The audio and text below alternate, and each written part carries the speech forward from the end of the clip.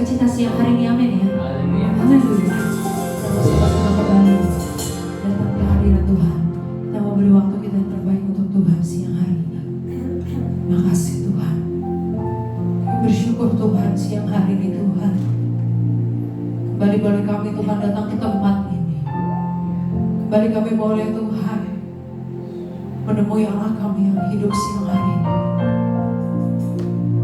Tuhan Yesus, Kau yang boleh menyiapkan setiap kami, hati kami, pikiran kami untuk hanya fokus memandang Tuhan hari ini.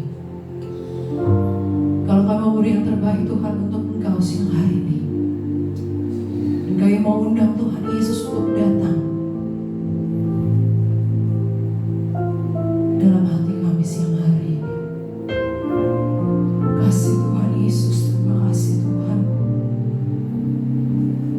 Hanya Kaulah segalanya di dalam hidup kami. Mari nyanyikan pujian ini dengan sungguh-sungguh. Kau Bapa yang mengasihi, kasih Tuhan.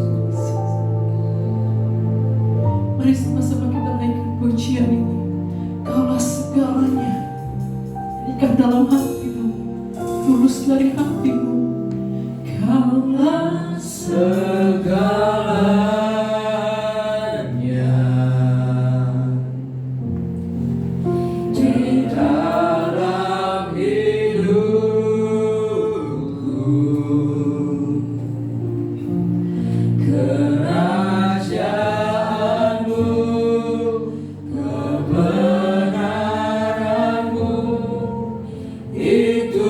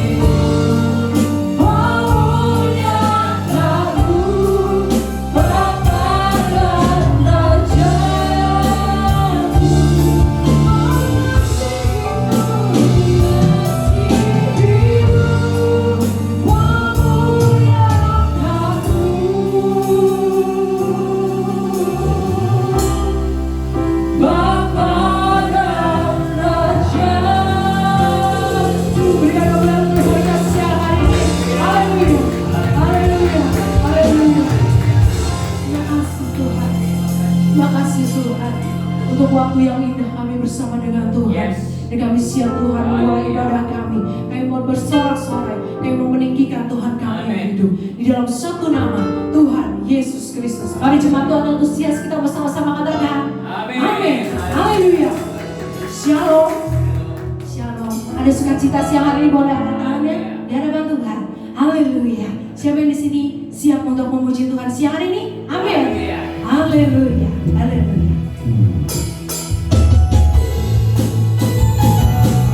Kita mau sama-sama menyatakan kuasanya Tuhan dalam hidup kita. Haleluya.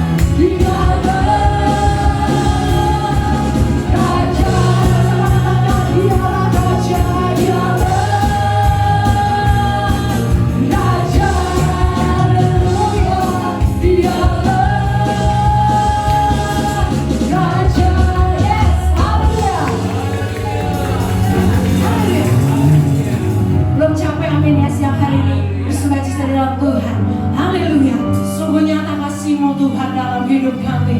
Haleluya. Kita menyanyi pujian. Sungguh nyata. Yes.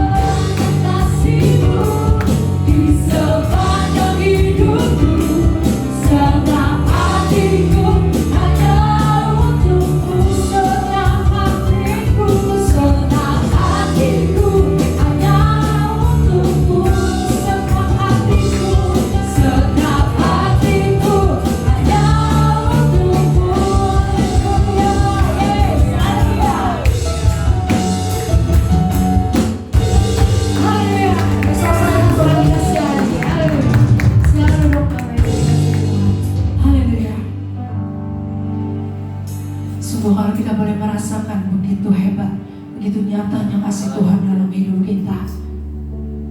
Makasih Tuhan. Makasih Tuhan Yesus. Dan kalau sebentar kita akan masuk dalam pemberitaan firman Tuhan.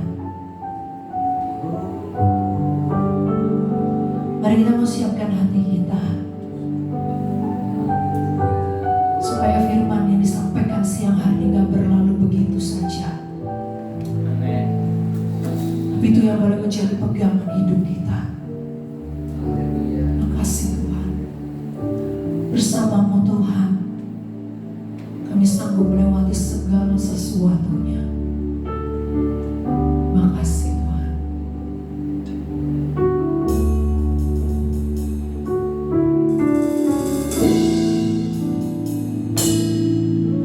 Engkau ada bersamaku setiap musim hidup kami, di setiap musim hidupku.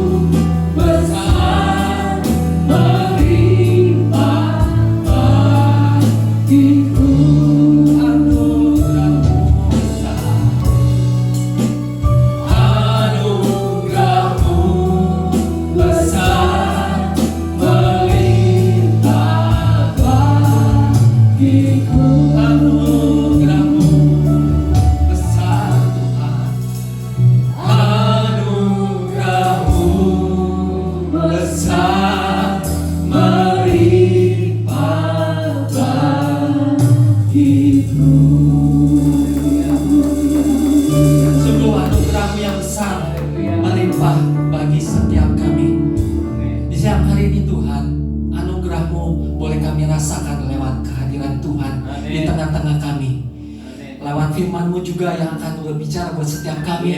Nyatakan kebenaran-Mu Tuhan, nyatakan isi hati-Mu, nyatakan rencana-Mu buat setiap kami, sehingga kami boleh mengerti apa yang menjadi rencana-Mu buat setiap kami. Kami percaya firman-Mu Tuhan menjadi pelita buat kaki kami dan terang buat jalan-jalan hidup kami, sehingga kami tidak terantuk, sehingga kami tidak berada di dalam kegelapan, sehingga kami tidak terjatuh. Karena ada Tuhan, ada firman-Mu yang menguatkan kami, yang menuntut hidup kami. Terima kasih buat kebenaran firman-Mu yang akan kami nikmati sebentar. Oleh sebab itu Tuhan berbicara buat setiap kami. Urapi hamba-Mu yang terbatas dengan kuasa-Mu yang tidak terbatas. Berikan kami semua hati seorang murid, sehingga kami boleh mengerti rencana-Mu buat setiap kami. Mampukan setiap kami untuk menjadi pelaku firman-Mu yang benar dan setia. Di dalam nama Tuhan Yesus kami mengucap syukur. Haleluya, sama-sama kita katakan amin. Amin. Shalom semua. Apa kabar? Luar biasa. Kok cuma Bapak Gembala aja yang menjawab ya? Apa kabar? Luar biasa. Luar biasa. Apanya yang luar biasa? Luar biasa berkatnya Tuhan ya. Puji nama Tuhan. Semua sehat ya tentunya ya. Saudara, hari ini sebelumnya saya mau ucap terima kasih dulu dong. Bisa tampil ya? Kenapa ya? Ya. Terima kasih buat Bapak dan Ibu Gembala yang sudah undang saya hari ini untuk tampil, untuk menyampaikan isi hati Tuhan. Ini Bapak Gembala dan Ibu Gembala yang kita kasih sama-sama ya. Terima kasih sudah mengundang saya ada di tempat ini. Hari ini kita sudah ada di hari ke-10 di bulan Maret tahun 2024. Berarti kita sudah merayakan 2 kali tahun baru. Yang pertama adalah tahun barunya Masehi 2024, dan kemudian di bulan kemarin tahun barunya Konsili katanya, tahun Naga 2575, tahun baru Imlek. Nah, kalau saudara bisa ada di tempat ini masih sehat, berarti saudara diberkati Tuhan. Amin. Siapa yang diberkati Tuhan boleh angkat tangan. Haleluya. Haleluya, semua angkat tangan. Iya, puji nama Tuhan. Saya suka sekali dengan jemaat di sini kalau merespon dengan baik. Nah, saudara, saya udah pernah sampaikan firman Tuhan di bulan Januari kemarin. Judulnya adalah Kasihnya Melekat Erat. Mungkin yang mendengarkan dengan baik bisa mengerti, masih mengingat tentunya ya. Nah, ini adalah kelanjutan dari cerita atau saya sampaikan waktu Januari itu. Nah, saudara masih ingat bahwa saya pernah sampaikan bahwa tahun 2023 diramalkan adalah tahun yang gelap secara ekonomi. Tahun 2024 nggak kalah mengerikan kalau menurut ramalan dunia. Kenapa? Tahun 2024 dikatakan ekonomi nggak akan semakin baik, tapi akan melambat. 1, 2, akan menjadi tahun yang gelap. Kalau tahun 2023 tahun gelapnya secara ekonomi, 2024 adalah tahun gelapnya politik. Kenapa? Karena ada pesta politik, ada pilpres, ada pemilu kemarin, Februari kemarin. Jadi pemilu atau tahun 2024 ini adalah tahun gelap secara politik. Presiden yang terpilih nanti nggak akan sampai kepada akhir masa jabatannya, itu kata ramalan ya. Saya sampaikan ramalan dulu nih, cerita nih. Kemudian dikatakan bahwa tahun 2024 ini akan semakin banyak yang namanya orang semakin gila. Oh, gila apa ya? Gila itu yang wajar jadi nggak wajar. Dan orang nggak wajar akan semakin banyak. Contohnya katanya orang-orang yang berpakaian perempuan berpakaian laki itu akan semakin banyak. Laki berpakaian perempuan itu akan semakin banyak lagi. Ngeri ya. Dan yang lebih mengerikan lagi katanya perang dunia ketiga itu akan terjadi tahun ini loh, 2024. Itu kata dunia ya. Itu kata dunia. Terus kita lihat tahun baru Imlek juga nggak kalah mengerikan ya. Katanya jrang ya. Bareng saya di apa? dimainkan gitu ya. Nah itu menggambarkan bahwa tahun naga kayu ya tahun ini. Naga kayu, naga itu menggambarkan kedinamisan, keberuntungan, dan kayu itu lambangkan natural, alami. Tapi perhatikan katanya, kalau setiap mitos dari kebudayaan Cina tuh ada yang namanya kegembiraan di tahun baru, tapi juga kenapa ada petasan, dardedor, kenapa coba? Ada gembreng, buat apa coba? Gembreng-gembrengnya itu buat mengusir setan. Menurut saudara, setan bisa pergi nggak dengan cara dikasih petasan? Nggak masuk akal ya, nggak masuk akal ya. Jadi dari sini kita bisa lihat bahwa ada sisi kegembiraan, ada sukacita, tapi juga ada sisi ketakutan. Ada rasa takut. Nah, yang saya mau sampaikan di sini bahwa saudara jangan percaya dengan perkataan manusia. Manusia boleh bicara apapun juga, ramalan boleh berkata apapun juga, bintang, sio, apapun bisa berkata apa. Tapi kita percaya bahwa manusia atau kita orang-orang percaya itu hidup dari perkataan mulutnya Allah. Matius 4 ayat 4 katakan manusia hidup bukan dari roti saja, bukan yang sifatnya fisik aja. Apa yang dikatakan oleh manusia lain, tapi manusia itu hidup dari setiap firman yang keluar dari mulut Allah. Itu yang harus kita percaya. Karena perkataan manusia mau ngomong apapun yang jelek itu tidak akan pernah kejadian kalau nggak seizin Tuhan. Jadi kita harus percaya sama perkataan manusia apa perkataan Tuhan? Perkataan Tuhan. Setuju? Setuju ya. Ya. Jadi tahun baru saya mau sampaikan tahun baru dengan berkat baru. Ini judul firman Tuhan. Tahun baru dengan berkat yang baru. Firman Tuhannya terambil dari Ratapan 3 ayat 22 sampai dengan 23. Demikian firman Tuhan. Tak berkesudahan kasih setia Tuhan, tak habis-habisnya rahmatnya, selalu baru tiap pagi, besar kesetiaan. Saudara, tak berkesudahan kasih setianya Tuhan, tak habis-habisnya rahmatnya. Apa itu rahmat? Rahmat itu bicara soal berkat. Selalu baru setiap pagi, besar kesetiaanmu. Siapa yang setuju bahwa setiap pagi kita boleh beroleh kasihnya Tuhan yang tidak pernah habis-habisnya, bahkan setiap hari itu selalu baru? Boleh angkat tangannya. Benar ya? Yakin? Selalu baru setiap hari? Yakin? Saya mau tanya nih saudara, kalau saudara malam tidur ya, katakanlah jam 10 malam, pagi bangun jam 5 atau jam 6, apakah saudara mendapatkan sesuatu yang baru? Kamarnya baru nih, ranjangnya jadi baru, bantalnya baru, gulingnya baru gitu ya. Betul? Saya begitu semalam bangun tidur jam 10, bangun jam 6 atau jam 5. Saya bangun, mobil saya masih tetap yang kemarin juga tuh, yang 2009 yang masih lama itu, Innova lama. Nggak jadi baru, bingung saya, apanya yang jadi baru ya? Apanya yang menjadi baru? Itu yang menjadi seringkali menjadi pertanyaan buat saya.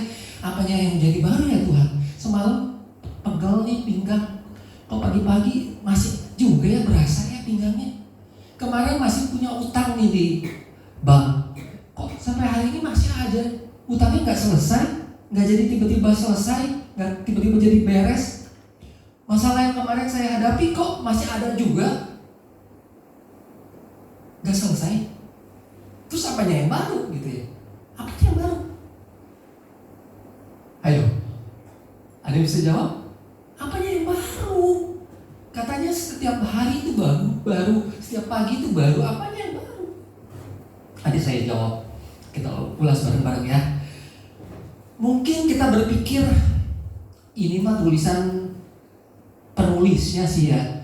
Siapa sih penulisnya? Ratapan. Dia seorang nabi namanya Yeremia bin Hilkia.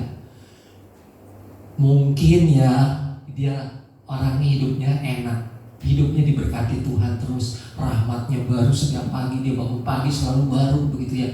Itu mungkin pikiran kita begitu ya, dia selalu baru, makanya dia nulisnya enak-enak aja gitu ya. Aduh, enak-enaknya dia yang nulis. Nih saudara, saya mau ceritakan bagaimana kisah daripada Yeremia bin Hilkiah ini. Dia disebut seorang nabi yang disebut nabi cengeng. Kenapa disebut nabi cengeng? Tahu? Kenapa dia disebut nabi cengeng? Karena dia seringkali meratapi nasib daripada bangsanya, negerinya.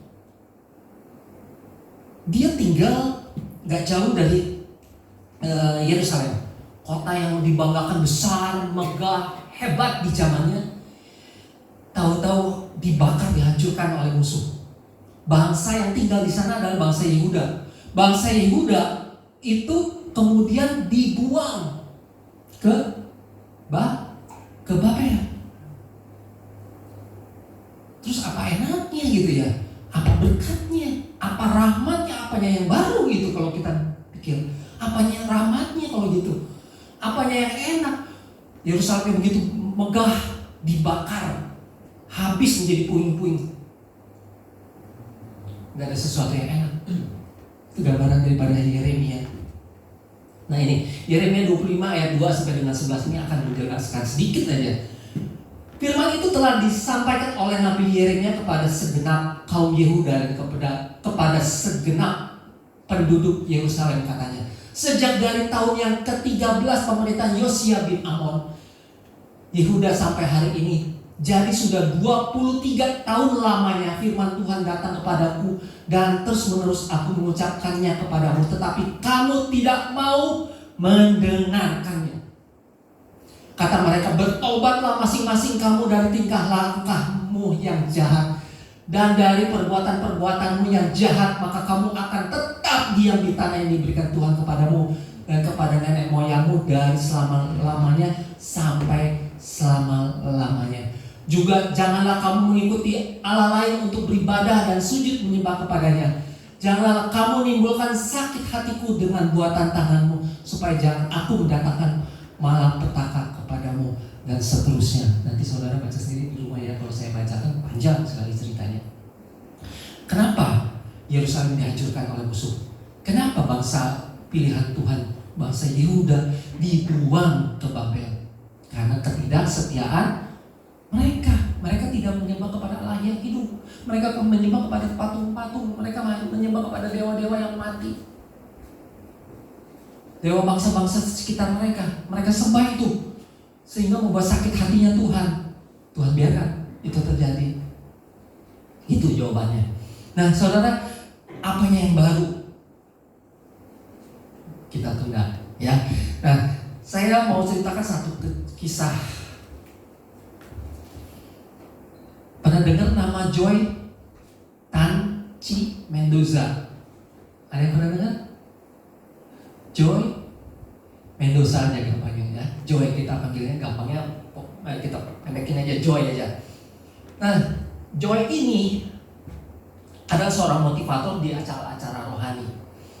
Dia banyak menolong orang dengan berbagai masalah dalam hidupnya. Ada kemiskinan, ada sakit penyakit, ada keterbelakangan, ada ketersisihan, terbuang, mengalami hal-hal yang gagal, mengalami keputusasaan.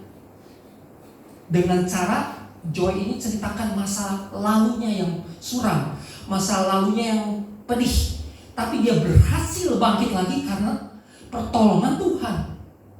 Ceritanya begini.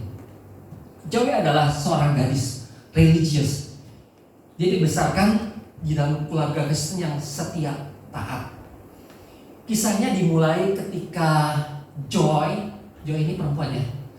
Waktu itu dia usianya masih 15 tahun. Hari itu Jumat 7 Maret tahun 92, hari yang biasa di Filipina.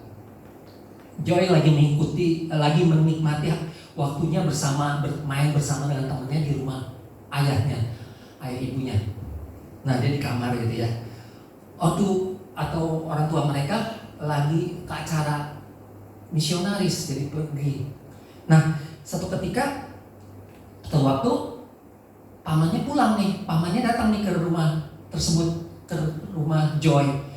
Tapi nggak nyangka kalau ada orang-orang yang mengikuti mereka. Ada 10 orang yang mengendap-endap mengikuti mengikuti paman Joy, ikutan masuk ke dalam rumah. Dari situ kedengaran suara derak orang banyak dan langkah kaki di atas papan. Apa yang terjadi? Joy berpikir, waduh, ada sesuatu terjadi. Roh Kudus kasih tahu ada sesuatu terjadi, kamu harus berdoa. Akhirnya Joy berdoa, dia minta pertolongan Tuhan. Dia minta pertolongan Tuhan, saudara. Nah, ternyata mereka adalah perampok, saudara. Mereka adalah perampok, 10 orang itu. Nah, ceritanya si Joy ini sempat ngumpet, tapi karena rumahnya nggak berapa besar, akhirnya perampok itu 10 orang itu sudah bisa masuk ke kamarnya di mana Joy ngumpet, dan mereka melihat Joy ada di situ. Mereka mulai menodongkan pistol karena mereka bawa senjata pistol ke kepala Joy, ditodongkan untuk membunuh Joy. Nah, saudara, Joy tiba-tiba tenang. Karena apa? Tuhan kasih firman-Nya terus. Nah, yang mengerikan, saudara, orang-orang ini yang tadinya niatnya mau membunuh Joy dengan pistol di kepalanya Joy, itu tiba-tiba berubah pikiran. Yang tadinya mau membunuh Joy, tiba-tiba kepikiran apa? Mau memperkosa Joy. Menurut saudara enakan mana? Gak ada yang enak, saudara. Membunuh enggak, apalagi memperkosa gitu ya. Dan akhirnya apa yang terjadi, saudara? Mereka 7 orang itu menggilir Joy. Joy di dalam firman, dia mendapatkan firman Tuhan, diingatkan oleh Roh Kudus. Tiba-tiba ada firman Tuhan mengatakan menyampaikan firman Tuhan dari Mazmur 23 ayat 1. Tuhan adalah gembalaku, takkan kekurangan aku. Tuhan adalah gembalaku. Jadi Joy berpikiran begini, kalau Tuhan dia katakan begini, kalau Tuhan adalah gembalaku yang baik dan dia membiarkan terjadi sesuatu yang tidak baik, itu seizin Tuhan, karena Tuhan punya rencana yang baik buat Joy tentunya. Karena dia tahu Tuhan yang setia itu, gembala yang setia itu tidak akan pernah meninggalkan Joy. Ya, jadi Joy ini tenang-tenang aja. Dia yakin bahwa Tuhan akan menolong, sehingga perbuatan bejat itu terjadi begitu aja dengan ketenangan hati dari Joy.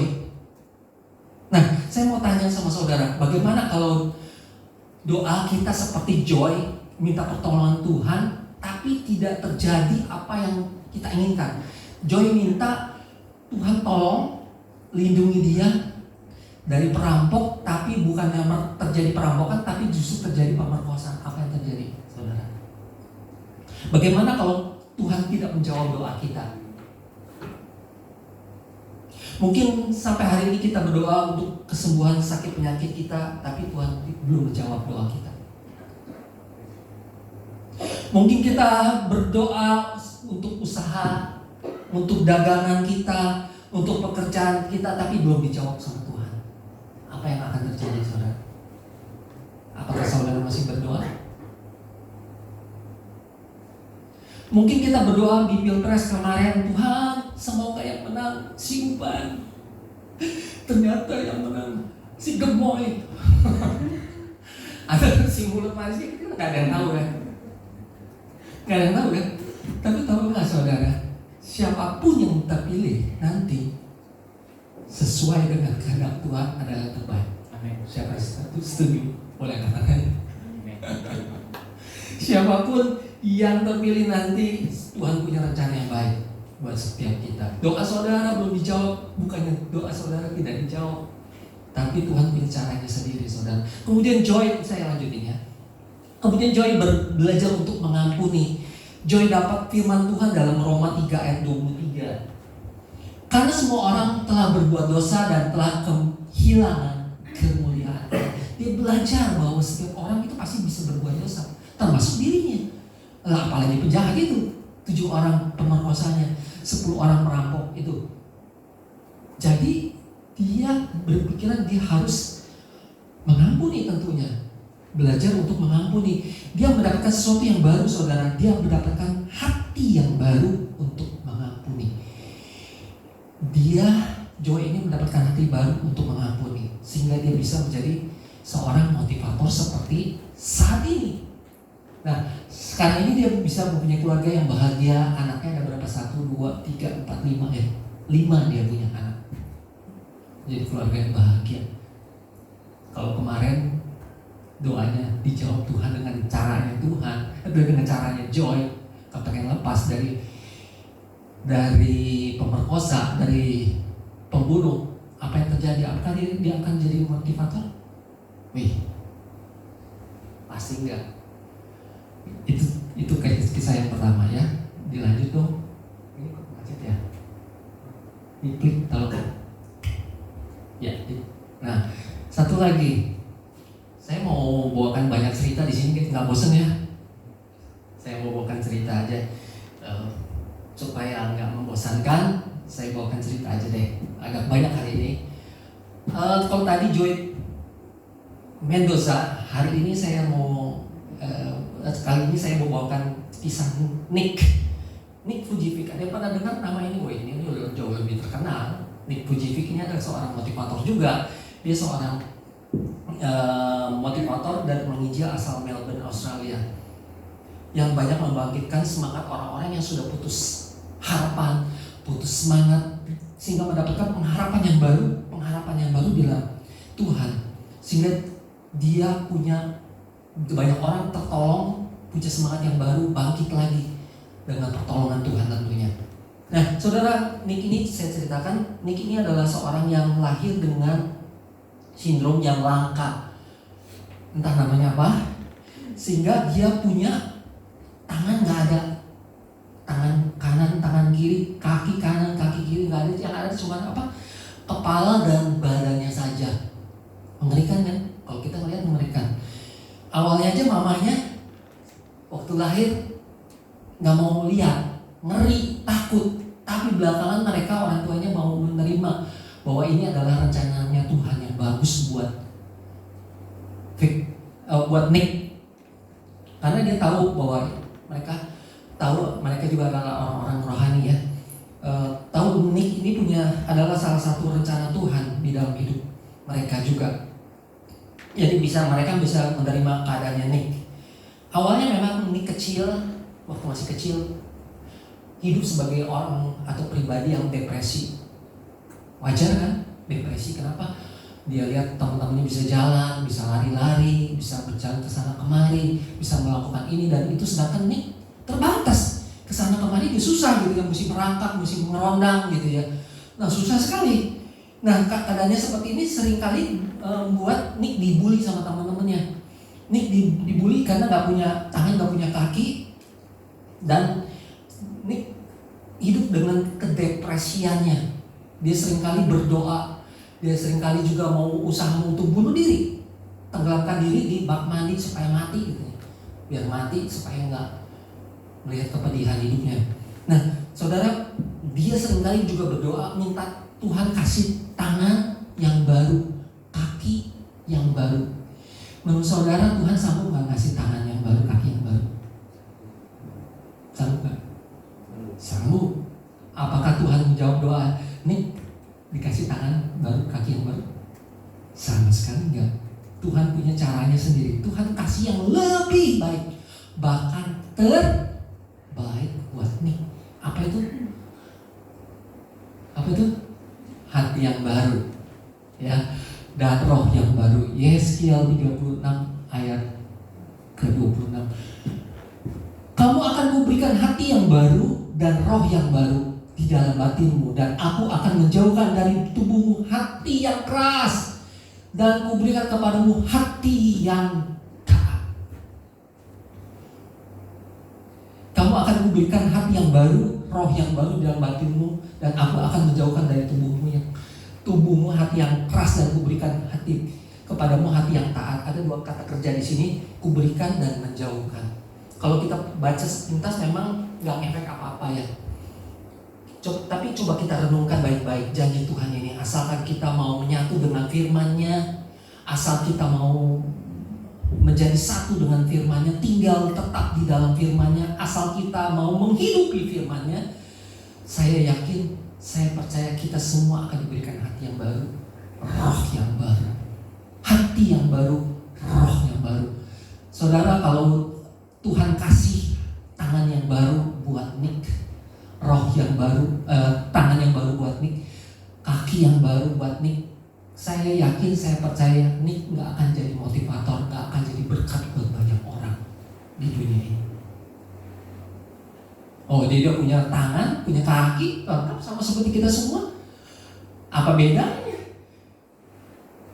Sama aja toh. Nggak ada bedanya dengan kita gitu. Tapi Tuhan kasih, Tuhan izinkan terjadi tanpa tangan, tanpa kaki, tapi hatinya yang baru, rohnya yang baru, sehingga dia bisa membangun orang-orang lain. Dia bisa menerima keadaannya sendiri, dia bisa berdamai dengan keadaannya, dia bisa berdamai dengan keadaan orang tuanya, bisa berdamai dengan masa lalunya dan semuanya, sehingga dia bisa maju, bisa jadi berkat buat banyak orang. Nah, ini yang saya mau sampaikan buat kita semua. Apa pokok doa Anda di tahun 2023 kemarin? Sudahkah semua dijawab Tuhan? Bila belum dijawab, apa yang akan Anda lakukan?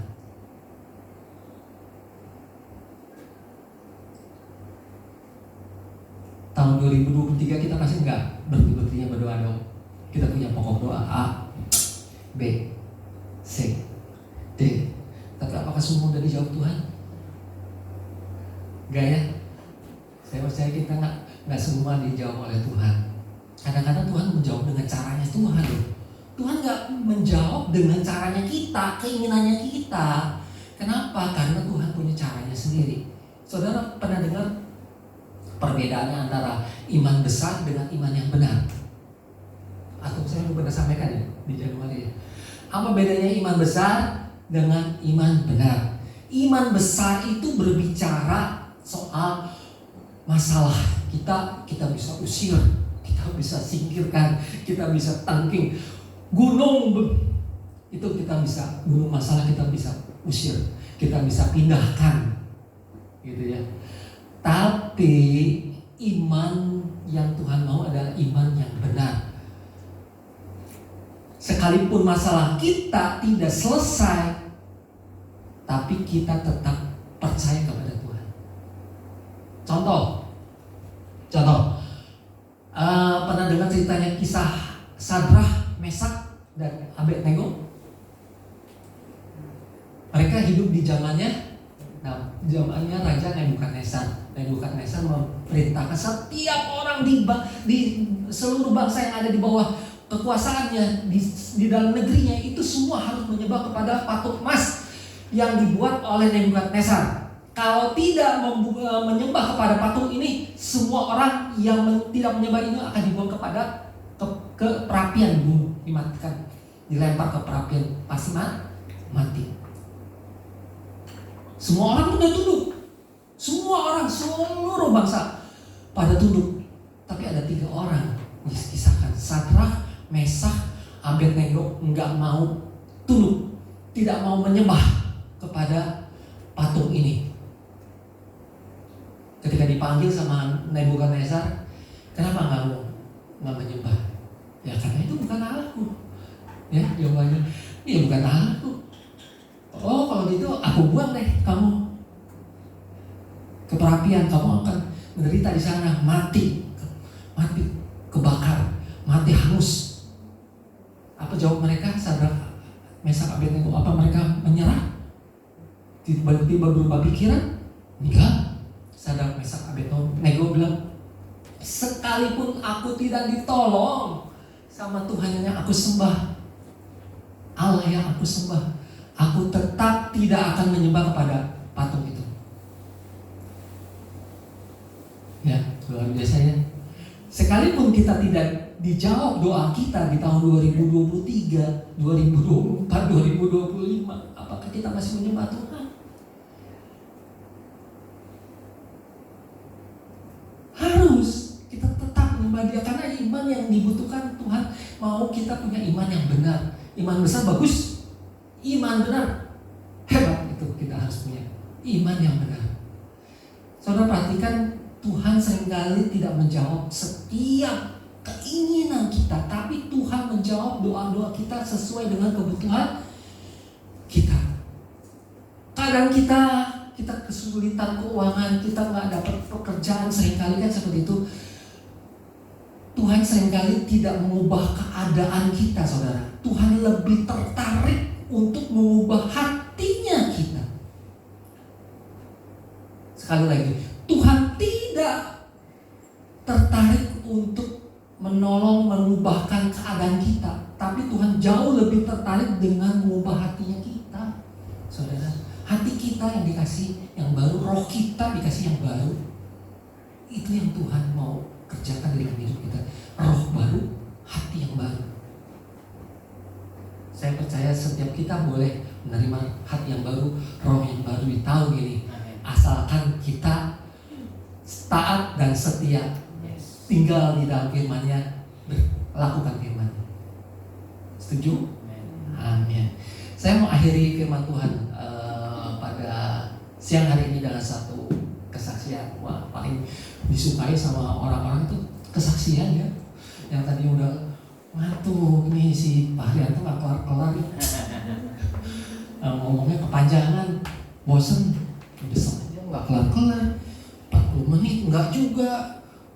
Tapi begitu dibilang ini kesaksian, seger lagi gitu ya, matanya udah tadinya udah ngantuk-ngantuk gitu ya, cengar lagi gitu kan orang Kerawang. Nah, saya juga senang. Saya senang kalau lihat jemaat udah mulai senyum-senyum lagi, berarti diperhatiin nih. Nah, ceritanya begini saudara. Saya mau ceritakan bagaimana Tuhan seringkali gak menjawab doa kita, tapi Dia jawab dengan caranya Tuhan. Saya punya pelayanan di sekolah minggu. Pernah dengar ya? Waktu itu saya udah ceritakan bagaimana saya punya pelayanan di sekolah minggu. Tapi hari itu saya ditugaskan sama Bapak Gembala untuk berkhotbah di hari Pentakosta beberapa tahun yang lalu. Hari Minggu Pentakosta saya berkhotbah. Saya ceritakan bagaimana kuasanya Tuhan, bagaimana hebatnya Roh Kudus bekerja di tengah-tengah kita. Dia impartasikan kita, Dia kasih kita kekuatan, Dia kasih kita kuasa yang luar biasa karena ada Roh Kudus dalam hati kita. Nah, hari itu ada murid sekolah minggu saya yang minta didoakan. Dulunya murid sekolah minggu, sekarang udah gede, udah 25-an kalau nggak salah waktu itu umurnya. Dia minta tolong didoakan. Saya bilang ya oke lah, doain sekolah minggu. Waktu itu hari Minggu kita ibadah kan, kalau di gereja kami itu jam 7 ibadah umum sampai dengan jam 8:30 lah selesai. Kemudian jam 9 ibadah sekolah minggu. Masih ada jaraknya setengah jam kosong. Saya pikir kalau cuma doa mah urusan biasa lah. Nih pendeta juga sombong loh kadang-kadang. Pendeta bisa bersombong. Ya paling 5 menit. 5 menit berdoa, 5 menit ngobrol. Selesai 10 menit paling panjang ya 15 menit lah, kelar urusan. Gampang gitu ya. Ya, pikiran saya begitu tuh. Oke, saya okein aja, kelar ibadah, ketemu saya ya, kita ngobrol. Nah, setelah itu ceritanya pendek kata kelar nih ibadah pagi jam 7 sampai setengah 9 kelar. Setengah 9 anak ini katakanlah namanya M, usianya udah 25, dia dibawa kok nggak sendiri, dia dibawa sama papanya sama mamanya, jadi dia di tengah-tengah gitu, dipegang tangannya sama papanya sama mamanya, kanan kiri dipegang. Saya pikir kok aneh ya. Dibawalah ke belakang agak ke depan gereja maksudnya, tapi masih dalam gedung gereja. Di situ kami ngobrol. Coba dong ceritain apa yang mau saya doakan. Oh ini kok, dia panggil saya kok ya, Kohar, karena memang saya di sekolah minggu dipanggilnya koko gitu ya. Ya kok gini, saya punya masalah, saya tuh sebetulnya kemarin ini pacaran. Jangan cerita dulu itu. Kamu sekarang di mana ibadahnya? Saya ibadahnya di GBI Aruna di Bandung. Kamu melayani nggak? Melayani. Jadi apa? Jadi guru sekolah minggu. Wah hebat. Guru sekolah minggu bisa melahirkan guru sekolah minggu lagi. Saya senang. Terus masalahnya apa? Gini kok, saya tuh lagi pacaran. Saya pacaran tadinya sama seorang cowok. Itu dia orang GPDI Cianjur katanya. GPDI Cianjur nih dia cerita. Terus masalahnya apa? Bagus kan pacaran? Enggak, justru saya udah putus, nggak cocok. Tapi ternyata saya susah melepaskan diri dari cowok ini. Tapi tiap kali terngiang-ngiang, nggak bisa lepas, pokoknya hati saya lengket banget sama dia. Lengket, nggak bisa lepas. Padahal udah hubungannya nggak baik, toksik mungkin ya. Kalau istilahnya anak muda sekarang seperti itu. Jadi sekarang apa yang mesti saya doakan? Saya minta tolong dilepas. Saya merasa ada sesuatu yang mengikat saya. Oh gitu. Oke, kita doain. Saya ajak pengerja saya teman juga. Ayo dong, kita biasa nih kayak orang DBI lama, lagunya apa? Ada kuasa dalam darahnya, darah dong. Saya pengen tangannya, saya udah cerita banyak. Itu anak yang tadinya baik-baik, manis, kecil, perempuan, tiba-tiba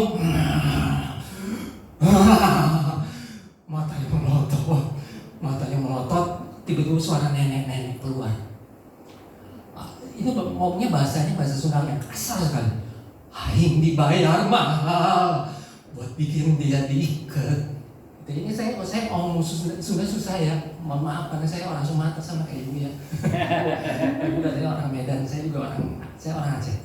Jadi saya susah ngomong bahasa Sunda, tapi saya kalau orang Sunda ngomong saya ngerti gitu. Tapi untuk ngucapin itu susah. Itu cerita sedikit aja. Terus tiba-tiba dia bilang, gua tadi bayar mahal sama satu cowok orang Cianjur buat ngeguna-gunain ini si perempuan ini dan nggak bisa lepas dari dia. Oh kayak gitu ya. Tiba-tiba dia berubah lagi, bisa jadi merangkak, jadi macan. Itu di gereja loh. Dia merangkak di gereja. Tiba-tiba jadi nenek lagi suaranya. Aduh saya bilang ini susah amat ya baru kali ini saya numpangin tangan kok nggak. Dalam nama Tuhan Yesus keluar, kamu roh jahat keluar. Dalam nama Tuhan Yesus. Itu ada setengah jam saudara. Keburu anak-anak sekolah minggu datang. Nah kelar juga anak-anak sekolah minggu pindah naik ke atas ke lantai 2 kan gereja kami ada 2 lantai naik ke atas. Itu sampai kelar, hampir kelar nih. Ini juga nggak kelar-kelar. Aduh saya bilang Tuhan, kenapa ini ya nggak kelar-kelar udah setengah jam? Kan biasanya 5 menit 10 menit selesai.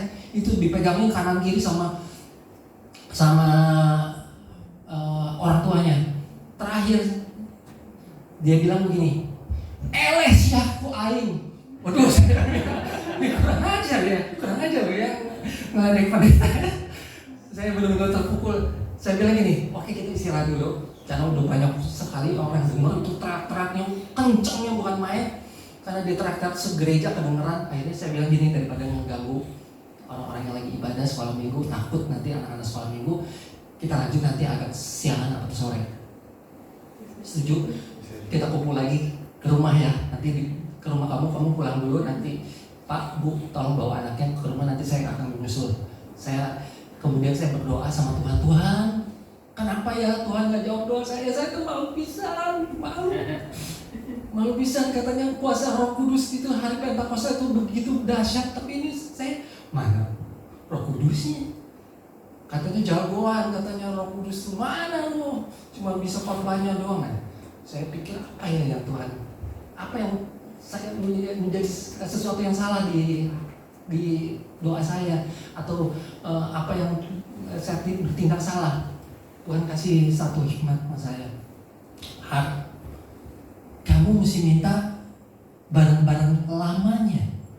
Apa itu Tuhan? Ada barang-barang lamanya. Ada boneka, ada pemberian itu semua itu ada isinya loh. Tuhan bilang ada isinya loh, ada isinya gitu. Oh terima kasih Tuhan, saya dapat hikmat. terima kasih Tuhan, saya maju lagi ya Tuhan.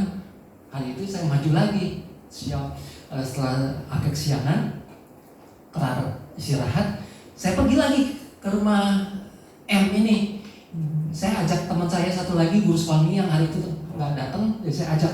Biasa dia juga perempuan, karena dia perempuan, sama-sama perempuan mungkin jauh lebih baik gitu, lebih gampang pendekatannya dan begitu lebih mudah pelayanannya. Jadi si sore itu kami berangkat lagi ke rumah si M ini. Saya lihat sampai di rumah M ini ada di tengah-tengah rumahnya, di ruang keluarga, diletakin di dalam keadaan tertidur, capek kayaknya dia, dipakai roh, tubuhnya sama roh jahat. Saya lihat, banyak amat nih tetangga-tetangga pada kumpul, semua pada datang ya, termasuk tetangga-tetangganya ada yang bawa minuman, air gitu ya, putih, mau ikutan melayani. Saya bilang, Pak maaf ya, saya mau, biar saya aja yang doain ya. Kemudian saya melihat mereka udah mulai macam-macam ya, dengan caranya mereka masing-masing tentunya. Ada yang pakai air untuk gitu ya, disembur-sembur kan biasa orang dunia seperti itu. Saya bilang, Pak maaf nih, perasaan saya bukan saya kerasukan, tapi ini airnya ada di muka saya, kecapretan juga nih ya. Biar saya aja yang melayani ya Pak ya. Bu, tenang.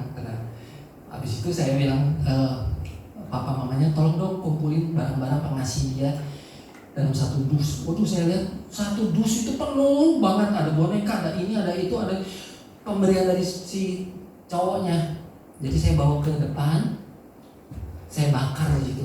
Sedangkan teman saya yang satu lagi, guru suamiku juga dia yang melayani, dia tumpangin tangan, dia berdoa di situ. Jadi saya ambil benda itu, saya guyur sama minyak tanah, saya bakar dalam nama Tuhan Yesus. Segala roh jahat keluar, bakar di depan rumah, bakar. Dan sedangkan teman saya ada di sini melayani dengan tumpangan tangan. Dan apa yang terjadi saudara? Roh jahatnya keluar. Itu caranya Tuhan. Saya pikir gini, kalau tadi Tuhan jawab doa saya instan, saya cuma tumpangin tangan terus langsung keluar tuh, apa yang terjadi saudara? Saya tambah sombong ya. Tambah sombong. Wih, belagu banget nih pendeta. Tambah sombong. Saya bakal nggak bisa nggak mengandalkan lagi ke Roh Kudus. Saya yakin, gampang banget nih, cuma urusan 5 menit 10 menit beres kok. Setan juga pada tunduk sama saya. Sombong banget. Akhirnya Tuhan nggak kasih jawaban. Nah itu seperti itu saudara. Jadi seringkali Tuhan tidak menjawab apa yang seperti yang kita inginkan, tapi seperti apa yang kita butuhkan, apa yang Tuhan mau, itu yang terjadi dalam kehidupan kita. Tuhan pasti mengerti apa yang menjadi yang terbaik, bukan hanya yang terbaik, paling baik buat hidup kita. Kalau saudara belum dijawab doanya sampai hari ini, bagaimana? Stop doa atau lanjutkan berdoa? Lanjutkan berdoa ya. Puji nama Tuhan. Saya undang pemain musik, kita naikkan pujian. Tak selalu Tuhan menjawab doa. Kita bagi bagi saudara. Saya akhiri firman Tuhan.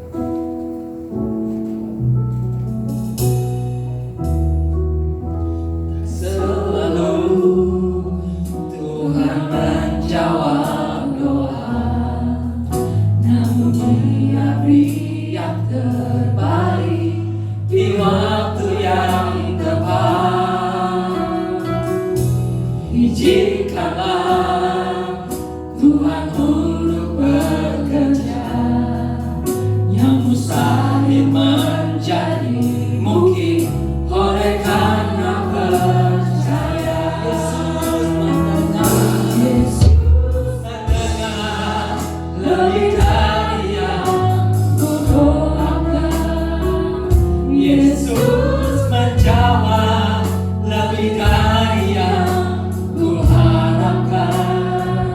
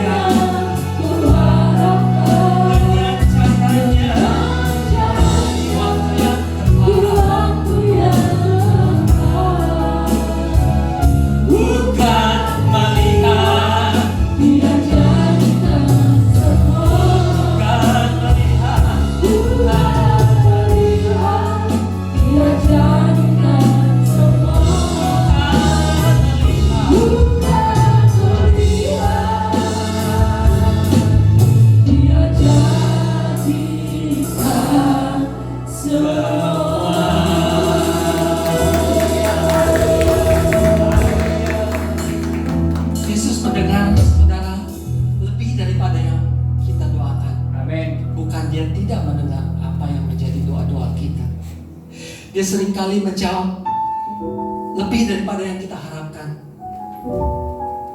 Apa yang tidak pernah kita lihat, apa yang kita tidak pernah dengar, bahkan tidak pernah timbul di dalam hati kita, itu yang Tuhan kasih buat kita. Begitu baiknya Tuhan kita. Jangan pernah kita berpikir bahwa Tuhan tidak peduli dengan kita. Doa saya gak pernah didengar Tuhan. Sudah sekian tahun, sekian puluh tahun, Tuhan tidak mendengar. Tidak. Saya katakan hari ini Tuhan pasti mendengar doa saudara. Tapi dengan caranya Tuhan. Dia jawab setiap pergumulan kita dengan caranya Dia, dengan jawaban doa Dia. Bukan keadaan kita yang berubah, bukan keadaan kita yang berubah. Yang Tuhan mau adalah kita yang menjadi berubah. Hati kita yang berubah, roh kita diberikannya yang baru, hati kita diberikannya yang baru, untuk menjadi pribadi-pribadi yang kuat dan tegar dengan pribadi yang baru yang Tuhan kasih buat kita. Itu yang Tuhan mau. Terima kasih Tuhan buat kebenaran firman-Mu di siang hari ini berbicara buat setiap kami. Terima kasih buat kebenaran-Mu Tuhan. Rencana-Mu boleh kami mengerti. Kalau kami belum punya jawaban doa kami masih belum dijawab, kami akan tetap berdoa Tuhan. Kami akan terus berdoa Tuhan. Terima kasih buat kebenaran firman Tuhan. Mampukan setiap kami untuk mengerti, mampukan setiap kami untuk menjadi pelaku firman-Mu yang benar dan setia. Terima kasih Bapa. Di dalam nama Tuhan Yesus kami ucap syukur. Haleluya. Amin. Silakan duduk, Tuhan Yesus memberkati.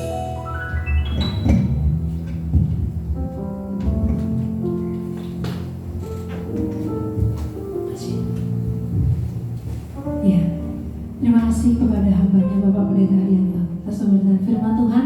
Tuhan Yesus memberkati. Semua diberkati Tuhan siang hari ini, amin ya. Haleluya. Kalau sebentar kita akan memberikan persembahan, saya undang kepada petugas untuk maju ke depan.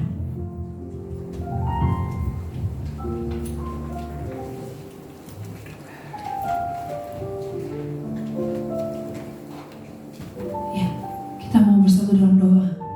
Mengucap syukur Tuhan Yesus untuk setiap penyertaan Tuhan.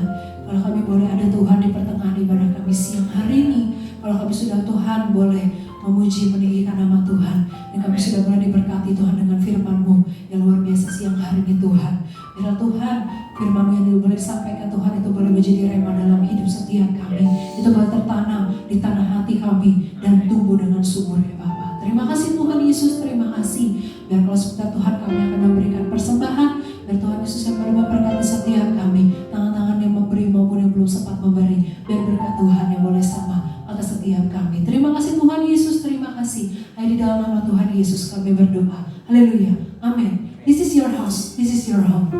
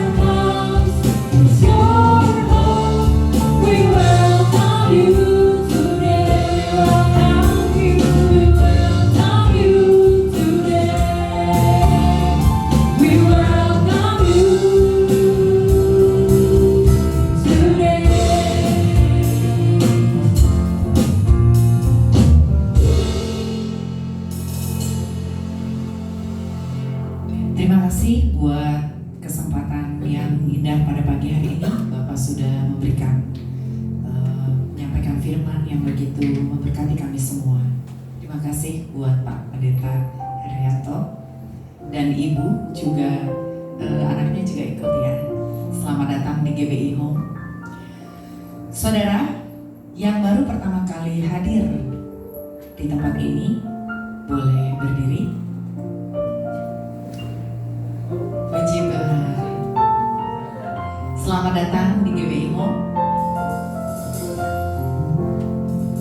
drummer kita ini baru pertama kali hadir juga. Selamat datang. Oke. Happy birthday, happy birthday, happy birthday to you. Buat Selin ya, minggu lalu ulang tahun. Happy birthday to you. Happy birthday to you.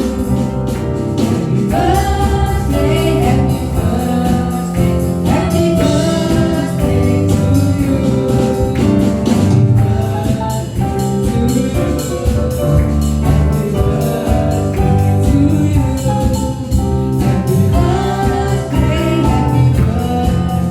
happy birthday to you. Ya, selamat sekali lagi buat Cici Selin.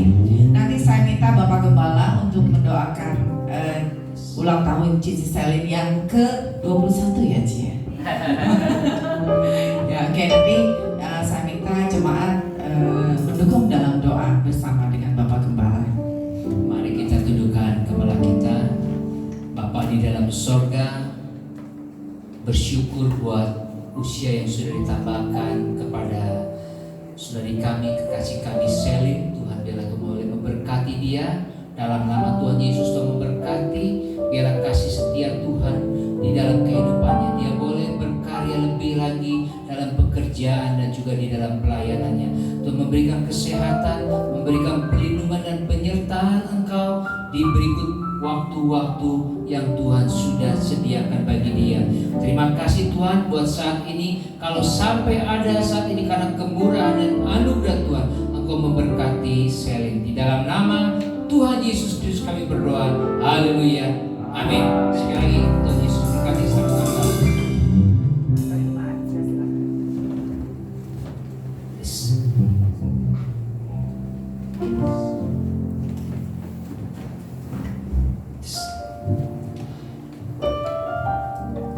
Kalau tadi Pak Haryanto punya pengalaman, saya juga punya.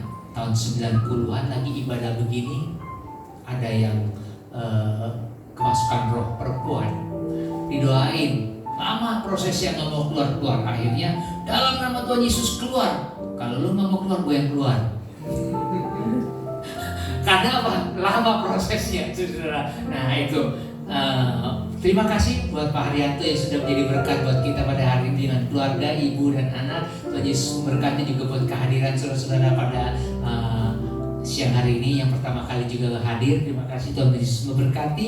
Hari Kamis kita akan doa jam 7 malam di tempat ini, dan minggu depan kita akan beribadah kembali saudara-saudara. Saat ini juga ada satu keluarga yang tidak hadir karena anaknya sakit, siu. Dari hari Selasa ya sudah dirawat di rumah sakit. Dan hari ini kalau bisa mungkin akan pulang, buang-buang air saudara, karena ada bakteri. Ataupun juga ada jemaat-jemaat Tuhan yang lain yang hari ini berhalangan hadir. Kita mau berdoakan mereka. Baik saudara, kita akan akhiri ibadah kita pada siang hari ini. Saya undang untuk bangkit berdiri, kita nyanyikan pujian besar anugerah.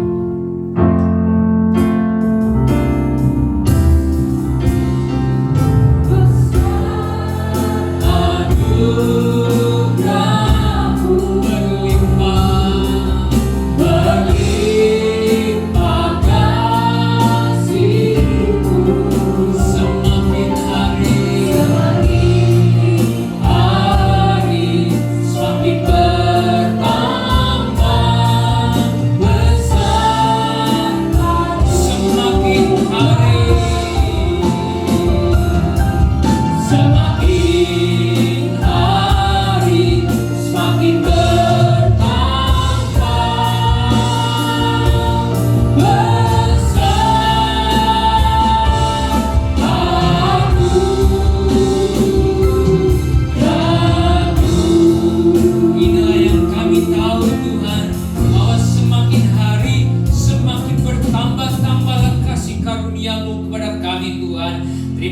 kasih buat kebenaran firman Tuhan yang Tuhan sudah sampaikan melalui hamba-Mu Bapak Pendeta Haryanto. Biarlah Tuhan boleh memberkati dia di dalam pelayanannya, juga di dalam usaha dan pekerjaannya, keluarganya juga Tuhan tutup bungkus dengan kuat kuasa-Mu. Biarlah kasih karunia Tuhan menyertai daripada hamba-Mu Tuhan.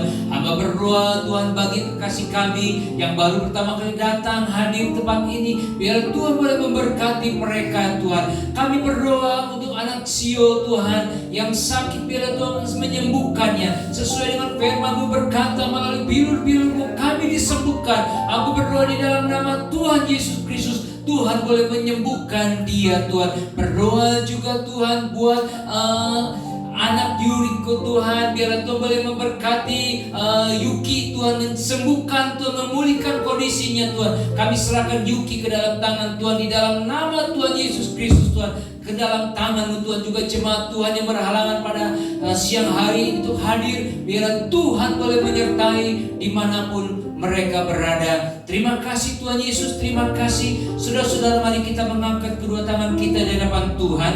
Jikalau engkau benar-benar memperhatikan firman Tuhan, apa yang Tuhan sampaikan kepadamu pada hari ini, maka segala berkat Tuhan akan mengalir dalam kehidupanmu, baik di dalam usahamu, baik dalam pekerjaanmu, baik di dalam studimu, baik saat engkau masuk maupun saat keluar daripada rumahmu. Maka dari itu saudara-saudaraku yang kekasih dalam Tuhan, pulanglah dengan membawa berkat daripada Allah Bapa, kasih daripada Tuhan Yesus Kristus, dan persekutuan yang manis dengan Roh Kudus yang menyertai saudara mulai saat ini sampai Tuhan Yesus datang menjemput kita di awan-awan yang permai. Di dalam nama Tuhan Yesus Kristus kami berdoa. Haleluya. Amin. Terima kasih Yesusku.